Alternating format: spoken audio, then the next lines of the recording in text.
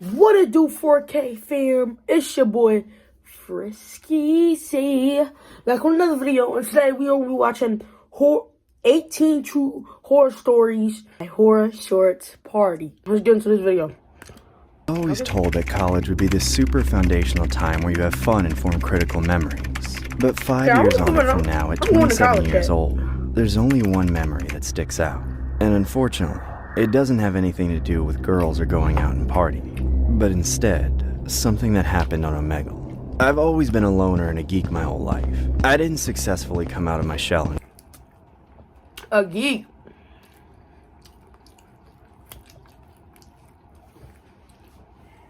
Chat, stay a loser, stay a geek, stay a weirdo, like, just be, and don't be scared to embrace yourself, chat. I'm telling you, bro. You embrace yourself, bro. Nobody like you. Who give a fuck, bro? Just always be yourself, gang. Although I wanted to. That's why I moved into the dorm rooms near my campus in the first place. I figured it'd be a great way to meet people and socialize. But I ended up getting straddled with huge room and board expenses on top of my tuition debt. I never managed to make any friends in my home. That's how I caved in and fell. Fuck, you had the door open while you sleep for? I fucking died? I know college, just because I haven't been to college, don't mean that I don't know how college dorms work. What are you talking about? Oh shit. I got this shit. That's why I should have got a spoon. Why am I holding my remote? Back on being a parasocial weirdo through the gateway of the internet. Through Omegle more specifically. It's a website that pairs you up with random strangers so you can text or video chat. That's where I spent most of my time trying to meet people in the online world. But in a lot of ways, it was more of the same of what I got in the real world. Most people skip me almost immediately. A lot of the people that I managed to have conversations with, most people skip me almost. But in a lot of ways, it was more of the same of what I got in the real world. Most people Yo, y'all saw that? Who seemed insightful at first, but then turned out to be weird in conversation. Most people skip bro, y'all saw that laying up in his me bed, almost bro. immediately. A lot of the people that I managed to have conversations with were older men, who seemed insightful at first, but then turned out to be weird and creepy. Then, of course, there was the classic Omegle horde of people without a webcam trying to bait me to give out my ASL. But every once in a while, there was a good conversation to be had with someone who wasn't trying to seduce me. I held out hope to get paired with people like them through dealing with the BS. What? One night, after I finished studying, I turned off the lights in my room so people wouldn't see it behind me. Then I hopped onto Omegle to look for a decent person to talk to in my room so people wouldn't all the BS. One night, after I finished studying, I turned off the lights in my room so people wouldn't see it behind me. Then I hopped onto Omegle to look for a decent person to talk to. That night, more than all the others, went off to an insane start. The very first stranger I encountered was instantly showing me their bare feet. I could tell it was a man's by the hairy legs and toes, too. They were standing on top of their desk with their camera pointed straight at their ingrown toenails. I was frozen by the sight of it. I had no idea what to say to something like that, so I didn't say anything. I didn't skip, though. I was hoping it would go somewhere entertaining. And I was more than used to seeing exposed ugly people, since that sort of thing was oddly common to see on Omegle. After a long awkward silence, I tried to open the conversation. Hi. Well, hi there. Why you trying to, he probably got his meat out, by the way. I'm just trying to say, why are you trying to talk to a nigga that got they meat out, yo? Fix yourself, man. Nice feet. Thanks, I've been told. Can I see your face, sir? Only if you let me show you my special talent. You have a special talent? Sure, man, bring it on. Splendid. No, Stay right bro. there. Don't you dare. That motherfucker shows meat, bro. Why would you ever just eat it? Let me show you my special talent. Just start pounding meat in the camera. Ha, I'm like that. Ha. Like, what, bro? You're gonna get flashed 100%. I would've skipped. I'm not even gonna lie, gang. Skip, you got that? Okay. A split second later, the stranger put a watermelon-sized glass jar down the desk between his legs and shouted like he was pretending to be a magician or something. He then said, I'm gonna buy a pen in a fucking bottle. Dickhead. I call this act One Man, One Jar. Are you ready to see my contortionism demonstration? Sure. I said, are you ready to see my contortionism demonstration? Yeah, man, do it. All right, brace yourself. Fuck, that's this nigga smiling for. Fuck. The man then put both his feet in the jar. Then he crouched down and stuffed in his legs. Yo, that got only drawers on. Yo, you good? I watched in awe as he squeezed his entire body into it, until it was completely inside the jar. His face was visible, but was completely smushed up against the glass, and I could finally see his face. He looked to be some balding middle-aged guy living in a drafty old apartment. Then, with his one free arm, he reached over and grabbed a lid and somehow managed to put it on top of himself, closing the jar with his entire body sealed inside. I couldn't tell if the pressure was distorting his face or if he was just crazy, but he smiled at me very disturbingly, like he was waiting for me to applaud. I didn't have any words. I couldn't comprehend how a grown man had fit himself into something so small. Well, what do you think? That's very cool, but can you get out? Can I get out? Of course I can get out. Watch. That's when he tried to push the lid off, but as soon as I saw it not move, the man's smile started to slowly vanish from his face. I knew something was wrong. He kept trying to push himself up to get the lid off his back, but he wasn't able to. Panic was written all over him. His face turned red and puffy, and he frantically tried to move whatever he could, but all of it barely amounted to anything more than rattling his cage. Quickly, it started to seem as though he was having trouble breathing, too. Help me! I can't move, I'm stuck! Oh God, I'm stuck! Help! I mean, no fucking shit, he would have trouble breathing. Fuck, is you good? No fucking shit, he would have trouble breathing. Like, I don't know what to do! Get me out of here, please! But I don't know where you are! Tell me where you are and I'll call the cops! After the reality had set in that he was completely stuck, the panic had turned into utter despair. He was sobbing incoherently, completely incapable of forming words. Tears and snot and drool streaming from his face and down inside the wall of the jar. What is your location? Tell me! I'm in my apartment. Please come find me. Please. Come find me. What's your address? Please, that's all I need to know and you'll be okay. Damn it, man, focus. No. It only took me a second to realize what I had done. I became so panicked and frustrated that I accidentally pressed the skip button when I banged my fist on the table. Why did this nigga not just say his address in the first place? Save my man's Uncle Ernie, yo, free my man's.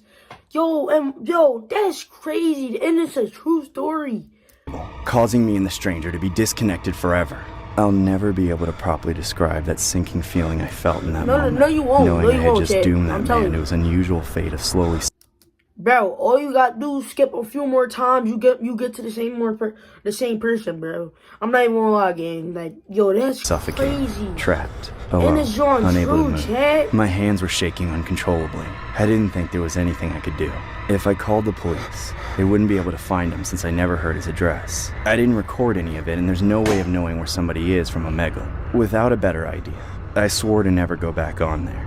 I tried to forget that I was ever on Omegle in the first place. I actually got first time that night, in hopes that I could go to bed and sleep without much trouble. But God knows, even after all these years, there's nothing that will get the image of that trapped man in a jar out of my head. It's been haunting me for so long. Every day I wonder what happened to him, if anybody ever came to rescue him, or if those moments he spent with me over the internet were his last moments with anyone. These days, I remember one man, one jar as a friend.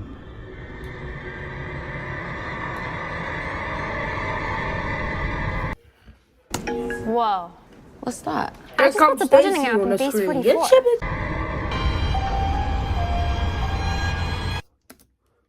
That says True Wax Horror Story.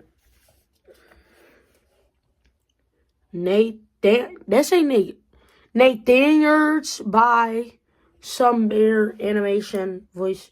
I don't know that. Oh, that's not tropical. Wax. Why is everything about fucking feet, yo? Why?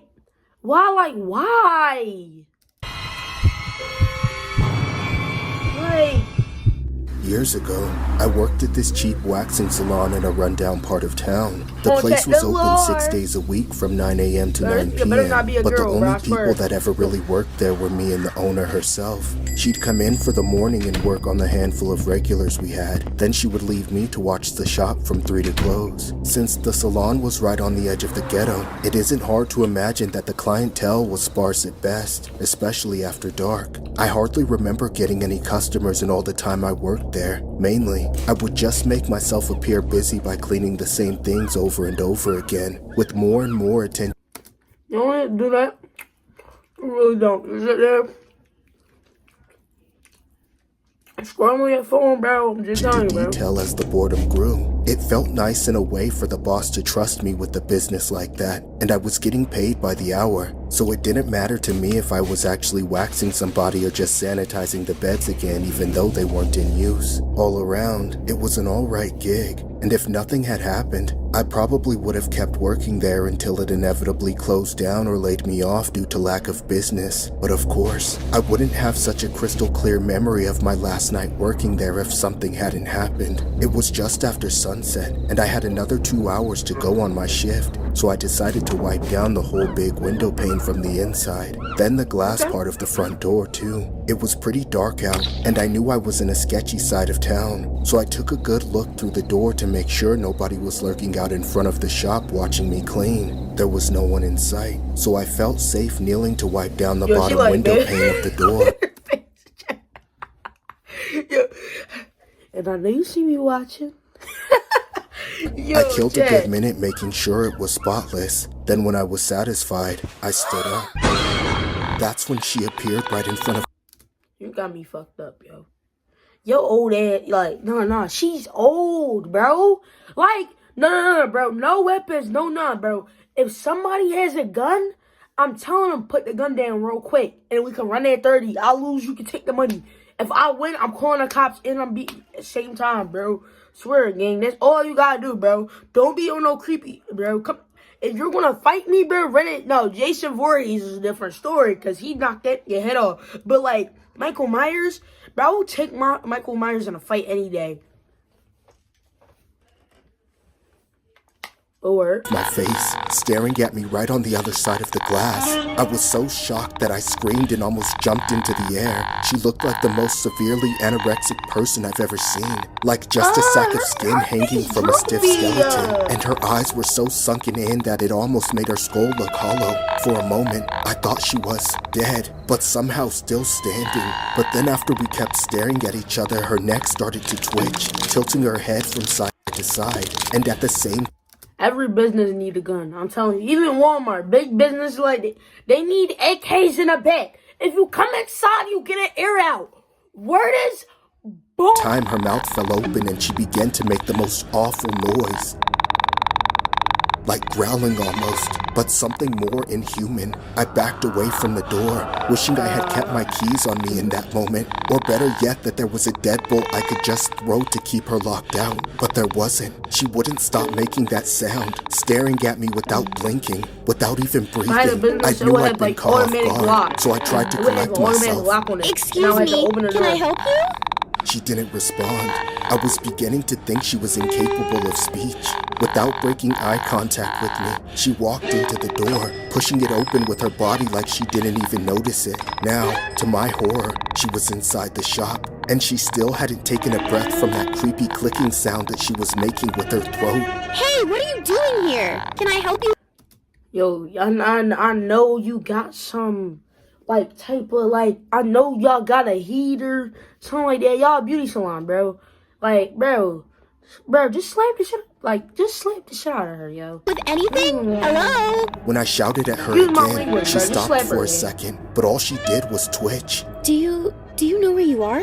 Is there anyone I could call for you, ma'am? Then, something in her twitched up subtly. Her eyes drifted away from me and looked off somewhere else. She took another step forward, slowly and rigidly, then walked past me like I wasn't even there. Her aura was so intense and so deeply unnerving that I was frozen. I'm dipping. I'm out. You're not catching me. I'm sorry. I'm dipping. I'm out. You're not catching me. I'm so sorry. Like, bro, she's clearly clearly like doing her little thing, you know. Just let her go ahead, yo. Just go home.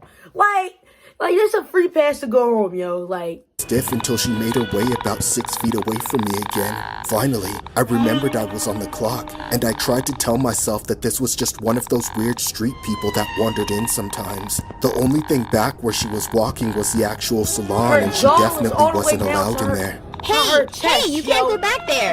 Customers only. Hey! She walked right through an open door into one of the rooms, and that awful sound she made followed her in. By this point, I was really losing my patience with her, but I was still so very disturbed, which is why I kept my distance rather than physically blocking her way in. Still, somebody had to deal with the situation, and it just so happened that it had to be me if I wanted to keep my job. So after a few seconds, I tiptoed up the doorway and cautiously peeked around the corner. The image I'll never forget is that woman having crawled onto one of the beds with her contorted body writhing and thrashing like she was a demon being exorcised, right as she snapped her neck to look at me and screaming, "Wax me, wax."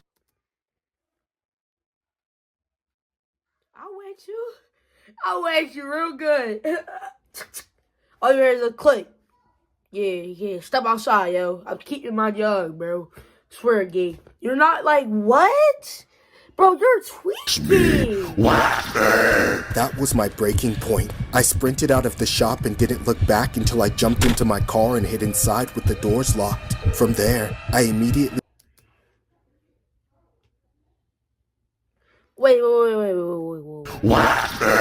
That was my breaking point. I sprinted out of the shop and didn't look back until I jumped into my car and hid inside with the doors locked. From there, I immediately called the police and watched through the windshield into the shop to see if she did anything else while I waited for help to arrive. When they finally showed up, it was only 2 cops in 1 car. They looked pretty aloof until they saw how shaken I was. Then they actually did an investigation. I remained outside while they walked through to go see her, and I watched as they looked all around, then walked back out, shrugging. I couldn't believe them when they said she wasn't in there.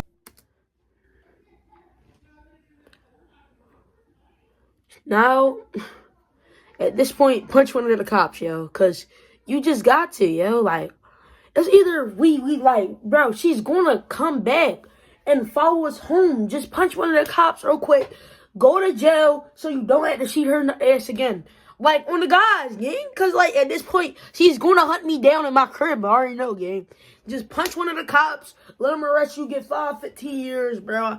Like, it's that easy, gang. I went back in and searched through everything they had just looked at, convinced that she had to be hiding somewhere. But she was literally nowhere to be found. I explained that there was no backdoor exit, and I know without a doubt that I didn't see her leave the way she came in. So somehow, she had to still be in there. The cops looked like they were already done with me, but they asked to see the security footage anyway. Right then, my stomach dropped as I remembered my cheapskate boss had been putting off fixing the security cameras for over 2 months, so there was no footage of that night at all. There were cameras in there, but they weren't recording. They were just for show.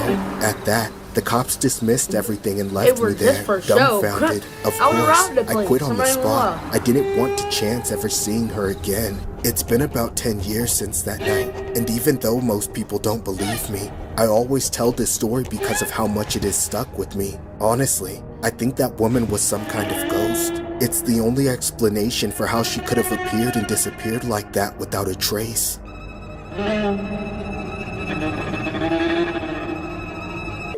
Thank y'all for watching. 4K fans out. Dang, I'm parched. Hold on.